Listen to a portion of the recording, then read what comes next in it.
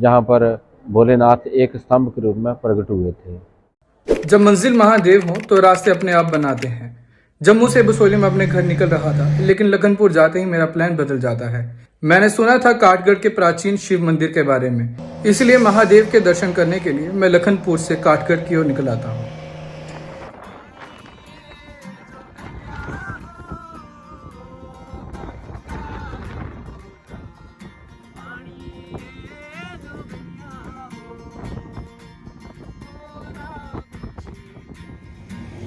जलंधर से जाते समय यहाँ पे ये जगह का नाम है मानसर, कुछ इस तरह से है। अभी एग्जैक्ट नहीं पता मुझे। यहाँ से उतरा हूँ, यहाँ से मुझे राइट टर्न लेना है जो मेरे को पहले पहुँचाएगा मिर्थल में, और मिर्थल से रास्ता है काठगढ़ का। दोपहर को 12 बजे मैं काठगढ़ पहुंचता हूं, जहां जाने के बाद गेट बंद था क्योंकि वहां से ट्रेन को गुजरना था।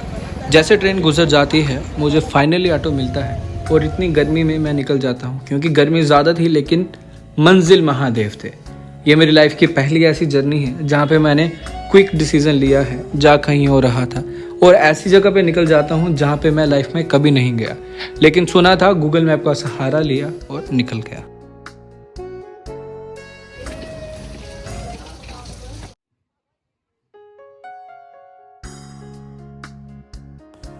इस मंदिर का नाम है स्वयं भू प्रकट प्राचीन शिव मंदिर, यानी कि नाम से ही पता लगा सकते हैं कि शिव भूमि से प्रकट हुए हैं। इस मंदिर के पीछे की हिस्ट्री महाराजा रणजीत सिंह के समय की है, जो कि इस वीडियो के आगे पुजारी जी के इंटरव्यू के जरिए आपको बताऊंगा। हो सकता है कि आप काठगढ़ मंदिर के विजुअल्स लाइफ में पहली बार देख रहे होंगे। इस शिवलिंग की खासियत ये है कि ये 2 पार्ट्स में डिवाइड है। जैसे ही गर्मियाँ आती हैं ये 2 पार्ट्स में अलग अलग हो जाते हैं, वहीं जैसे सर्दियाँ आती हैं ये दोनों के दोनों एक साथ में इकट्ठे हो जाते हैं। काफ़ी दूर दूर से लोग बस यही दर्शन करने के लिए आते हैं।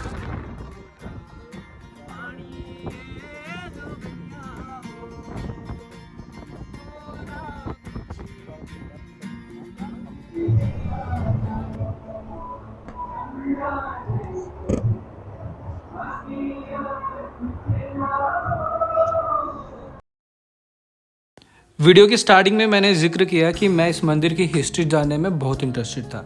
यहाँ पे मंदिर की लाइब्रेरी है, ये 2nd कक्ष है मंदिर का, जहाँ मैं जाता हूँ बुक लेने के लिए। लेकिन अच्छी बात यह है कि वहाँ पे मुझे पुजारी मिल जाते हैं, बात भी करते हैं, वो इंटरव्यू देने के लिए भी मान जाते हैं। जय शंकर, जय भोलेनाथ, जय श्री राम, जय राधे कृष्ण, जय माँ दुर्गे। ये जो प्राचीन शिव मंदिर काठगढ़, आपने इस पिंडी को देखा है, ये स्वयंभू है, अपने आप हजारों वर्ष पुरानी है। बोलते हैं कि जब सतयुग में ब्रह्मा विष्णु जी का बचपन के तौर पर आपस में विवाद हुआ था, तो उस टाइम जहाँ पर भोलेनाथ एक स्तंभ के रूप में प्रकट हुए थे, तो इस स्तंभ में से आवाज़ आया कि ये इसके मूल भाग का और ऊपर के भाग का जो पता लगाएगा वही सबसे बड़ा कहलाएगा।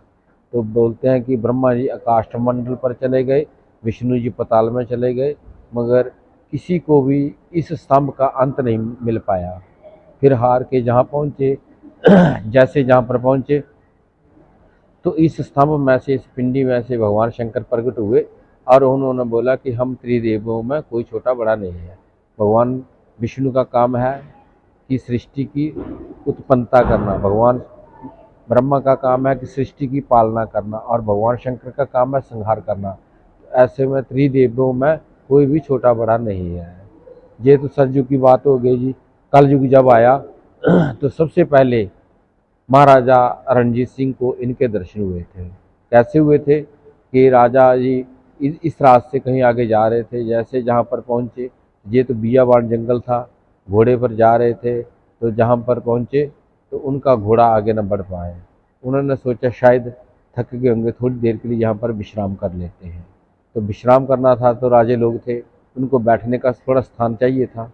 तो बोलते हैं कि ये जो आपने शिवपिंडी से लेकर के, बोड़ के बूटे से लेकर के शिव पिंडी तक यही एक टिल्ला था। इस टिल्ले के आसपास में जो ऐसी झाड़ियाँ थी, कुछ नहीं था। तो उन्होंने बोला चलो टिल्ले के ऊपर ही एक टेंट लगाते हैं, तंबू लगाते हैं, और वहाँ बैठते हैं, आज यहीं रहते हैं, विश्राम करते हैं। तो बोलते हैं कि जैसे उनके जो साथ में कर्मचारी थे वो सफाई करने लगे तो ये झाड़ियों के बीच में भोले शंकर की पिंडी दिखाई दी। मगर उन्होंने सोचा ऐसे पत्थरी है, इसको भी थोड़ा पीछे कर देते हैं। तो बोलते काफ़ी इसको हटाने की कोशिश की, मगर ये 2 पार्ट में ऐसे ही जाता था ज़मीन के नीचे। तो उन्होंने कम से कम नीचे 50 फुट नीचे भी खोद दिया, फिर भी ये ऐसे ही जाता था। तो भोले शंकर ने सोचा ये मानने वाले नहीं हैं, इनको कोई ना कोई चमत्कार दिखाना चाहिए। तो चमत्कार क्या हुआ कि कीड़े मकोड़े काढ़े हम जो बोलते हैं, वो काढ़े ज़मीन से प्रकट हुए और जिस भी आदमी को वो डंग लगाते थे, जो आदमी काम कर रहे थे, जिसको भी डंग लगाते थे, वो ऐसे बेहोश हो जाए, घायल हो जाए।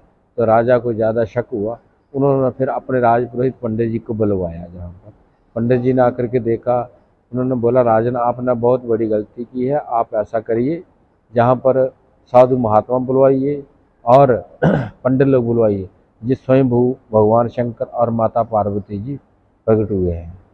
तो ऐसा करिए जहाँ पर मंदिर वगैरह बनवाइए और पूजा अर्चना करवाइए। तो बोलते हैं कि महाराजा रणजीत सिंह के बारे का ये बना हुआ मंदिर है।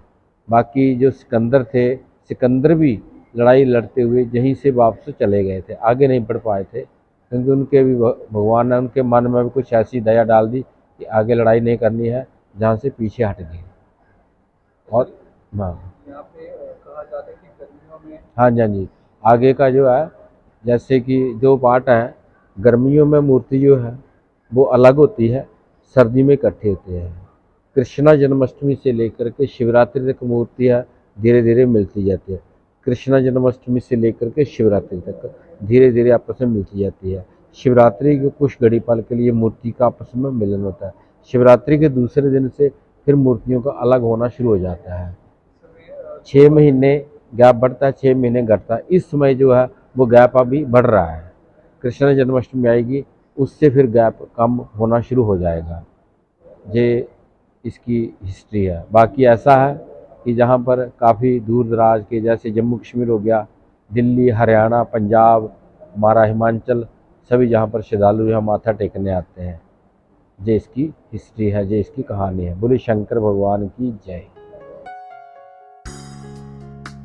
मंदिर के क्वालिटी के दौरान इस मंदिर की बैक साइड पे ये बहुत ब्यूटीफुल पार्क बनाया गया है।